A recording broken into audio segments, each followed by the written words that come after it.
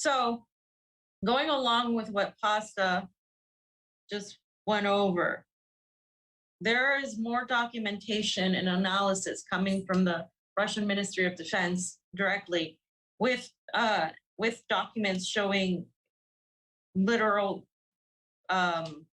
proof that the United States is engaging in this experimentation. And these experiments are biological experiments on people and on the environment of Ukraine and the military of this United States, the U.S. State Department, the U.S. The whole department has been involved. So I just wanted to go over some of that quickly and let you guys in on it because it's a really important set of documents. So there was a briefing on the results of the analysis of documents related to the military biological activities of the U.S. In Ukraine. This happened yesterday. And this is from the Russian Ministry of Defense. A special military operation by Russian troops has yielded additional information on U.S. military and biological activities in Ukraine, confirming numerous violations of the Biological Weapons Convention. The U.S. has a little caveat that they used to get out of this. Taking advantage of the existing gaps in international law and the law of a clear verification mechanism, the U.S. administration has consistently built up its military biological capabilities in various regions of the world. The Russian Federation has made continuous efforts to establish a BTWC verification mechanism, but this initiative has been consistently blocked by the collective West, led by the U.S. since 2001. So if you guys can look in this image right here, you guys will see the specific features of the U.S. law in the biological sphere conducting experiments outside national jurisdiction. These are the areas marked right here. And you can see that the public law is the Patriot Act and the U.S. and Freedom Act. Basically what they're doing is they're using our domestic laws. The United States is using our domestic laws to justify their ability to conduct these experiments in Ukraine, in spite of the international law, right? And there's more. So the next part talks about the UN Secretary General, and if you want to put it up there, as the UN Secretary General's mechanism to investigate the use of these biochemical or biological and toxic weapons, as well as the 1925 Geneva Protocol for the prohibition of the use of asphyxiating, poisonous, or other gases and bacteriological methods of warfare and military conflict, do not cover the verification of states parties' biological activities. The Organization for the Prohibition of Chemical Weapons, based in The Hague, has no such authority either. So they talked about how the United States has previously done this and how this isn't the first time. And one of its elements is the Ukrainian Science and Technology Center, the STCU. The STCU, they say that it is a independent organization that has nothing to do with the State Department or the Pentagon, but it actually is connected, and we're going to show you how. The Russian Defense Ministry has uncovered its role in the U.S. military and biological activities. So the Russian Defense Ministry has analyzed these documents, and they have these charts. So you can see the international legal framework in the field of biosafety. You can see the convention, the Geneva Protocol for the prohibition of use, and you can see how they have that stated, the Organization for the Prohibition of Chemical Weapons, the Implementation Support Team, and the Verification Department. They're saying like there is this gap where they don't have control over this, or they're completely ignoring the control of this because it doesn't fit the exact demand. And you can see that the chart has laid it out for you right there. Specifically in the verification department is where that gap exists. So the STCU, according to its statutes, is the international intergovernmental organization established to, quote, prevent the spread of knowledge and expertise related to weapons of mass destruction. That's what it's supposedly there for. Its legal status is defined by the agreement of the October 25th, 1993 between the governments of Ukraine, Canada, and the US and Sweden, and the Protocol of Amendment in July of 1997. The STCU is headquartered in Kiev and has regional offices in Baku, Chisinau, and Tbilisi, as well as Kharkov and Lvov.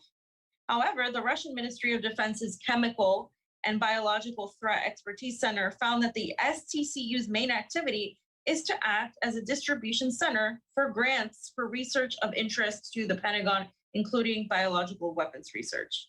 So, yeah, it's clear. Actually, Oz, if you can go to slide 24 real quick. I just want to go ahead and show that picture. So you guys can see, if you take us off, if you guys can see the U.S. coordination of the biological laboratories and research institutes in Ukraine, you can see how it's laid out. The U.S. Department of States, you can see Hunter Biden right here, the USAID, which is the CIA cutout. You can see DTRA, and you can see underneath that is the CDC and the various universities. You can see Metabiota right here. And then, of course, the U.S. Embassy in Ukraine. And then you can see the Ministry of Health in Ukraine and the STCU. And the STCU, of course, is the Institute of Experimental and Clinical Veterinary Medicine. It's involved in the Ukrainian plague research, etc. So, fam, just looking at this chart right now before I go back to what I was reading, what do you think about these connections? It all makes sense. I mean, that's what Ukraine was there for. We talked about the toilet bowl, it's toilet seat, so they could, when we heard about the biological labs at first, I remember I was hesitant. I want to make sure I got more information on it and whatnot, but then everything came to fruition. All the receipts are there. There's no way they can hide this stuff anymore. It's just the way that people are going to pass it off, the ones who want to play team sports. And that's the narrative we have to bust back against. It's like all these countries have research laboratories for these things. Like, no, they don't. And they don't all practice gain of function research and all the type of research they're doing over here. They're looking to create biological weapons that go after people's DNA, their genetic coding of sorts. I mean, that's what they're doing. And to find that out, what are they going to have to do, fam? They're going to have to experiment on humans to do so. And where could you get some Russians at? Maybe right there on the border. Who knows? I mean, speculating, yes, but I mean, what do you think they're doing with these situations and what they're doing? This is crazy stuff that's going on. It's been going on for a long time. A lot of people have been blowing the whistles with receipts. So it's just like the last story I did. We know they're there. We know they're getting funded. They're all over the place. So, I mean, think what you will. Take the information, what it is. I know it's kind of hard to verify shit in Ukraine when you're all over here, but we have the receipts. That's what they've been doing in the Ukraine. We know this. How many more times do we have to tell you this? We have to smack you across the face with a giant mackerel before you wake up and understand? Please continue. Yes, apparently we do. So, So the entirety of the Washington, U.S. State Department, the Department of Defense are connected to this. You saw the USAID. Well, Washington in general has spent $350 million on these STCU projects. $350 million. Okay. And they also provide funding through the Environmental Protection Agency, the U.S. Department of Agriculture, Health, and Energy. So they're using these departments that are supposed to be for us, for domestic, to provide money for their projects in Ukraine. And the document prepared by the STCU curators dated March 11th, 2022, which underlines the true nature of this organization. It notes, quote, there has been an outflow of scientific experts in the development of means of delivery and advanced weaponry who have worked for Ukrainian institutions, as well as experts in the development of biological, radiological, chemical, and nuclear weapons. The best trained professionals with the experience of working with dual use materials and technologies between 1,000 and 4,000 have found themselves in unfavorable professional and financial circumstances. This makes them vulnerable to detection to other states, to participate in programs to develop weapons of mass destruction, delivery systems, and other weapons. So, I mean, it's just, it goes on to talk about this a little bit further.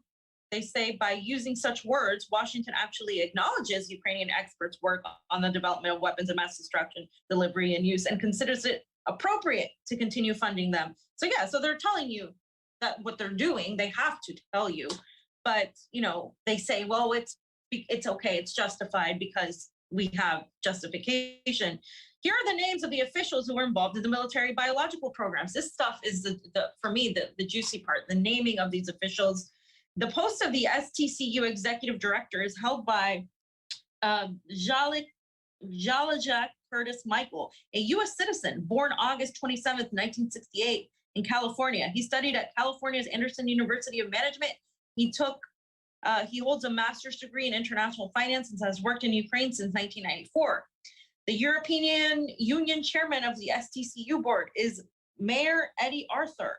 The U.S. chairman is Phil Dolliffe, who is the State Department Deputy Assistant Secretary for International Security and WMD non-proliferation programs. These people are all U.S. citizens, and they're working in these projects in Ukraine, and they have ties to the State Department.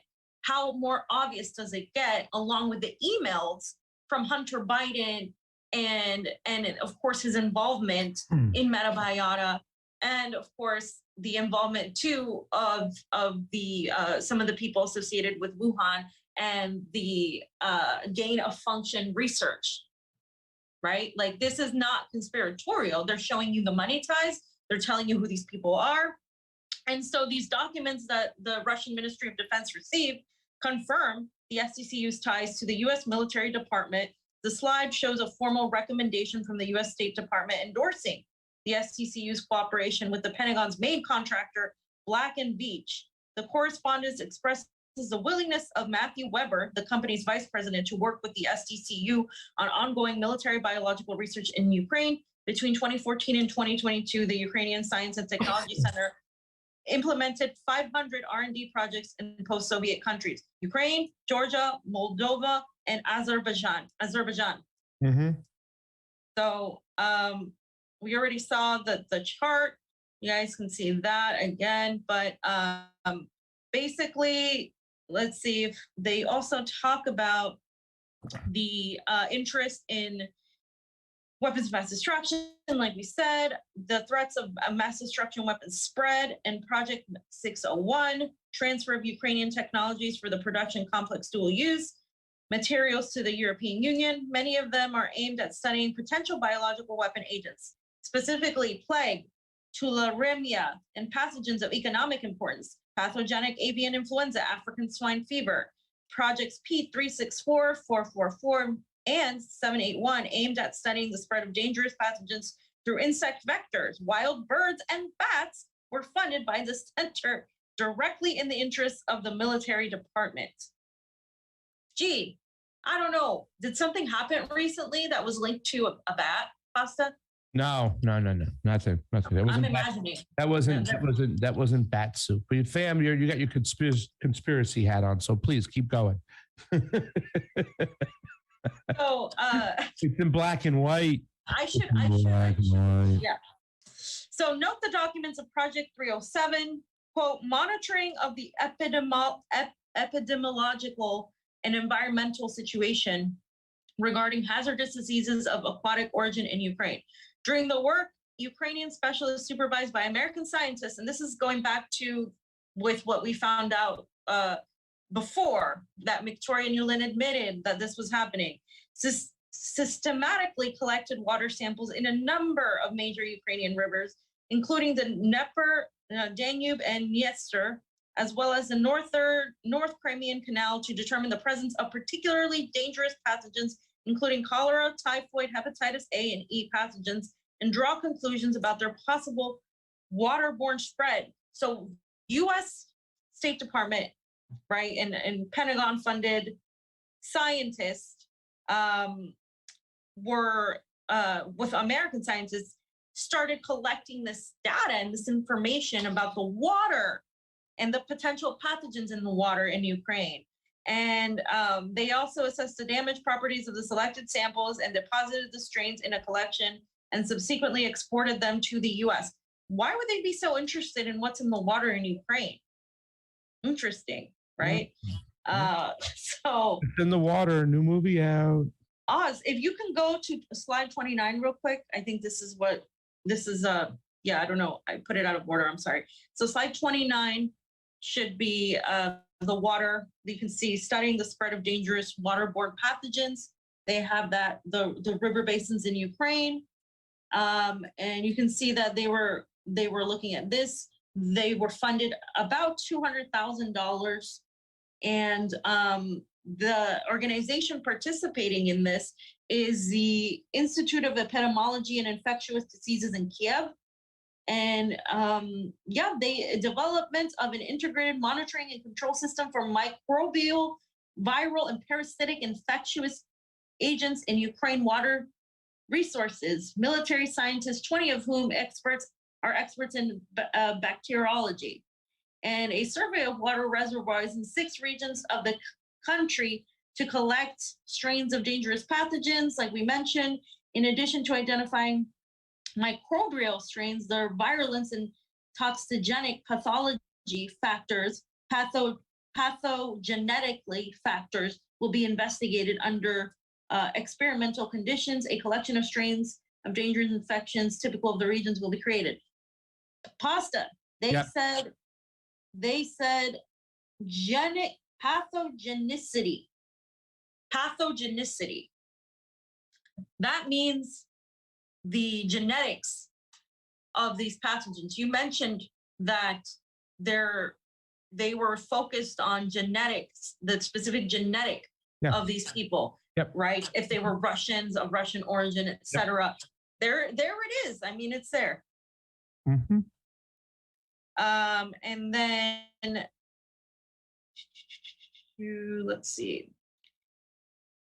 The next chart just kind of also points out the guys, in case we missed it, the gentlemen that were named here in this documentation, slide 27. And these guys in slide 27, like we said, you can see their positions. They lay it out right there. There's also Paul Wells, Natalie. She's a representative of the STCU Board of Directors. She's from the EU. Hood Andrew Anthony, Executive Director of the STCU. He worked as a foreign military weapons analyst at the Office of Naval Intelligence in the US Navy, foreign policy analyst at the the Bureau of Intelligence and Research, US Department of State. I mean, these people are all State Department agents, intelligence, and scientists. I mean, these ties are all there. And it says right here in this letter, this is what they were talking about. The United States is pleased to recommend Black and Beach Special Projects for participating in the Ukrainian Science and Technology Center, STCU Partnership Program. In this regard, we are interested in managing grant payment distribution to Ukraine within the CBR projects through the STCU as an STCU partner. You cannot tell me that the United States is not involved in this. There are money ties. The STCU is being used to distribute all of this as a distribution center. And slide 26. So yeah, just it was just about the map of Ukraine. You guys can see the map that we already talked about, but it was basically in the Black Sea and the Sea of Azov, as well as Eastern Europe, Belarus, Moldova, and Poland. So they said that our concern about Washington's activities in Ukraine stems from the fact that contrary to its international obligations, the US has retained norms in its national legislation that allow for work in the field of biological weapons. So there's that. And I will skip to, let's see, I want to make sure that I'm getting everything here. 30. Yeah, 30, but I just want to make sure. I don't want to repeat myself if we already. So under the U.S. Federal Unity and Cohesion Against Terrorism Act, research into biological weapons is permitted with the approval of the U.S. government. Participants in such research are not criminally liable for developing such weapons. Thus, the U.S. administration is implementing the principle that domestic law takes precedence over international law in this area. Exactly. They're using their own domestic policies to implement this internationally. And then the most ethically controversial research is conducted outside national jurisdictions.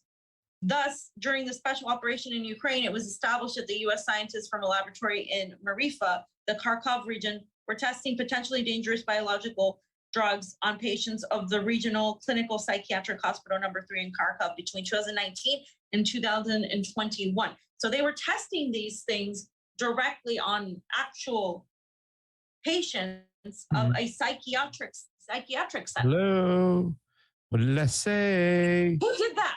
What did I say? Who has done that in the past, by the way? Nazis. Fucking Nazis have done that. And who do we have in these regions? Nazis, yeah, that's right. We have the Azov Battalion. We have the fucking, all of them. Like, and it says here today, look at this, fam. It says, world is standing with Ukraine before Putin can become Hitler. Who's the Hitler? Who's the Nazis, fam? Who is conducting experiments on people and genetically looking at these the people's blood types and the people's genetics, and who's doing this? I mean, they have all the receipts here, the Russians. I mean, these people aren't coming without receipts, right? Yeah. Further on that, the persons with mental disorders were selected for the experiment. I mean, hello, were selected for the experiments on the basis of their age, nationality, and immune status. Special forms were used to record the results of a 24-hour patient monitoring. The information was not entered into the hospital database, and the staff of the medical institution signed a non-disclosure agreement. In January 2022, the laboratory in Marifa in the Kharkov region was shut down, and all the equipment and preparations were moved to Western Ukraine. There are a number of witnesses to these inhuman experiments whose names we cannot disclose for the sake of their safety. Finally, in a previous briefing, we described a technical device for the delivery and application of biological formulations that has been patented in the US. And so in this slide, you guys can see the main areas of the STCU's research activities outlined. They talked about the research in nuclear technology and energy, research in biology and biotechnology, research in physics, material sciences, chemistry, industry, including dual use. So they have these various sectors, and these are the projects that they were talking about. These are all the documents they have. Project P364, assessment of infections spread by the arthropods in Ukraine. Project P444, monitoring of avian influenza, Newcastle disease, paramyxoviruses among wild birds from Azov, Black Sea region. Project P781, risk of new infectious from insectivirus bats in Ukraine and Georgia. And you can see the partnership proposal that was there. And risk of new infection from insectivirus bats in Ukraine and Georgia. The U.S. Defense Threat Reduction Agency Biological Threat Reduction Program. All participants who will receive payment from STCU. STCU gave the payments.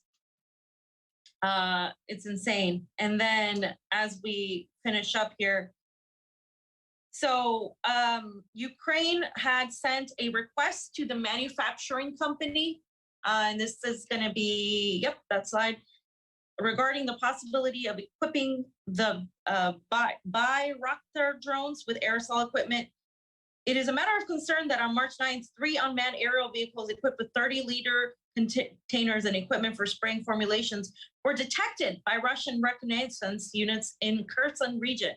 In January 2022, Ukraine reportedly purchased more than 50 such devices through intermediary organizations, which can be used to apply biological formulations and toxic chemicals. We continue to analyze the evidence of crimes committed by the US administration and the Kiev regime in Ukraine. And so you guys can see technical means of delivery and use of biological formulations and toxic chemicals. They've been spotting these airplanes, they've collected the data, and these drones have been used to transport and deliver these biological formulations and toxic chemicals. So, I mean, I would like to see the documents fully, but this is what I found so far. And yeah, it's very telling. It's just very telling. By the way, the last part that I did about Pit 404, the link was underneath the title. It's from Expose the Matrix. But the first part I read about, and what we had up there, that was directly from Pepe Escobar before they took his Twitter down.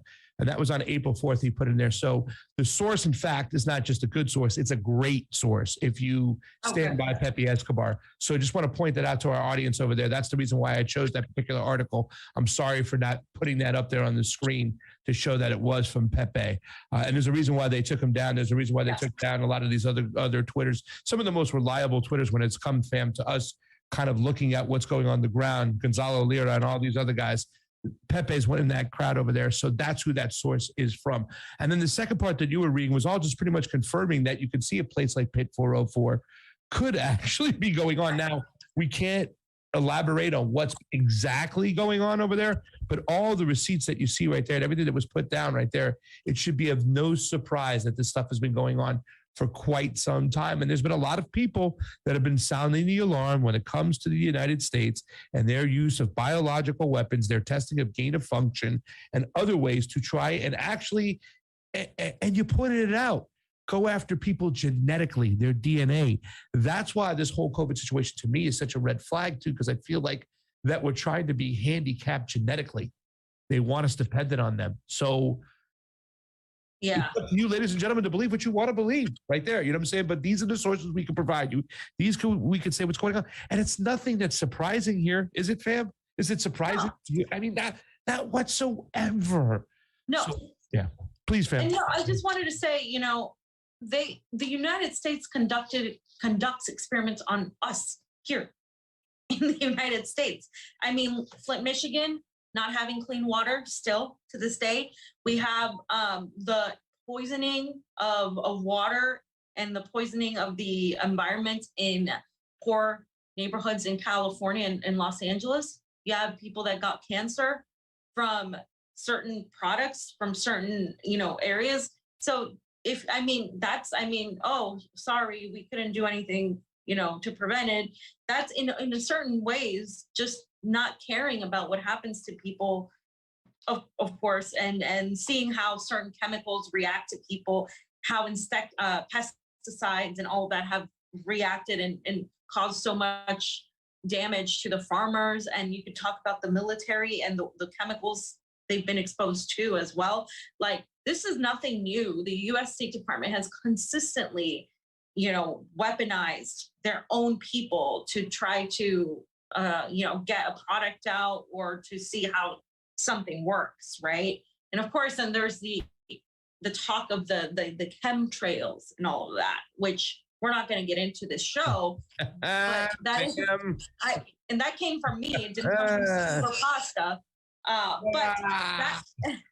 But that's the reality that we're living in, right? That's the fact. If the United States government cared about your health, I would have trusted the COVID narrative. I would have said, okay, if everybody had health care, but no, like this is Monsanto. I mean, I could go on and on. So the fact that we have ties from the military industrial complex, right, including the State Department, the Pentagon, the Department of Defense, then we have that tied to the CDC, as you saw on the chart, the CDC, and then you have all of those two things merge. Guess what, guys? Guess what, anti-imperialists who fell for the COVID narrative, you were wrong, because this position that Pasta and I and several, very few others have had when it comes to the COVID narrative have been proven right. This again links the two. If you're an anti-imperialist, you are anti the CDC, anti big pharma. You understand that these are war weapons being used and waged on the people, and they're using us and the unvaccinated versus vaccinated to sow public distrust in each other instead of them, when you should really be looking at who is running these things. Who are these people? Every single person mentioned there is a State Department hack in some form or another. And you can't tell me that that's completely, the CDC is separate from that. That the CDC, that where some of the board members and some of the people involved are also involved in Pfizer, or have also been involved in Moderna. Guys, and before I say too much on YouTube, don't say too much. That is the link right there. If you're an anti-imperialist, you must also be against the imperialism of our bodies and the imperialism of our minds. And that is not some sort of conspiracy bullshit. That is obviously happening. That is a weapon of war that they're using. And Russia in this conflict has discovered, has exposed what we already knew, but confirmed from another source. And this is just great in terms of information that we're being given. It sucks in terms of the reality, but I hope to continue following this and to find out more. Yeah, fam. I wish people would go a little bit nuanced, go down some rabbit holes and see what's what. I mean, this stuff's been going on for a long time. People are gonna have to wake up and smell the coffee and realize that we're the Nazis. But I mean, when it comes to the vaccine, it's safe and effective. And even though some of these pharmaceutical companies had a history of lying, I believe they're telling the truth this time. So please do your part.